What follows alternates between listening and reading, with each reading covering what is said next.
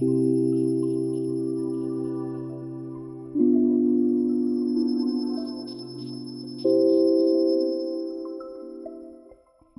many states of matter are there? In school, you were probably taught that there were three states of matter: solid, liquid, and gas. Then, as you learn more science, you might have come across a fourth: plasma.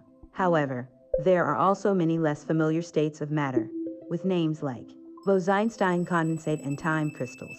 So how many states of matter are there, really? The answer is that there are four fundamental states of matter: solid, liquid, gas, and plasma. These are the ones that occur naturally in the universe. On top of these, there are exotic states of matter. These are states of matter that you certainly won't encounter in your day-to-day life, but are allowed by the laws of physics. What is a state of matter? The same material can exist in many different forms, depending on factors like the temperature and pressure. Any one of these forms is called a state of matter. The state of matter dictates how the molecules that make it up are arranged, how much they move about, and the strength of the forces between them, called intermolecular forces. What are the states of matter? Solid. In a solid, the molecules are densely packed together and exert strong intermolecular forces on each other. The molecules do not have room to move freely and vibrate in place. A solid will keep its shape unless a force acts on it. In most materials, a solid is the most dense natural state of matter. One exception to this rule is ice, which floats on water. A typical solid is crystalline, meaning the molecules are arranged in a repeating pattern. However, there is another type, called amorphous solids, which don't have this long-range pattern. Glass is an example of an amorphous solid. Liquid. When you heat up a solid to its melting point, its molecules gain too much energy to stay in the densely packed structure. The material will melt, leaving you with a liquid. In a liquid, the intermolecular forces are still strong, but now the molecules can move around each other.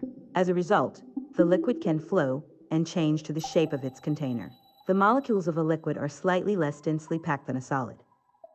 Gas. Heat up a liquid past its boiling point and you have a gas. The molecules have completely escaped from each other, and the intermolecular forces between them are very small. A gas expands to fill the space it's in, which also means that a gas can be easily compressed. The molecules have a lot of energy, and they zip around in random directions until they collide with something. Even when a liquid is well below its boiling point, it can also turn into a gas by evaporation. As the molecules move around randomly within the liquid, every now and again, one near the surface will have enough energy to escape. Over time, all the molecules make the leap, and the entire liquid will evaporate.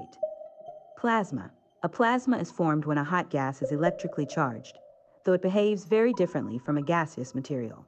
The molecules of a gas are made up of individual atoms, and an atom has a positively charged nucleus surrounded by negatively charged electrons. When the temperature of the gas is high enough, or when it's subjected to a strong electromagnetic field, these electrons are ripped away from the nuclei.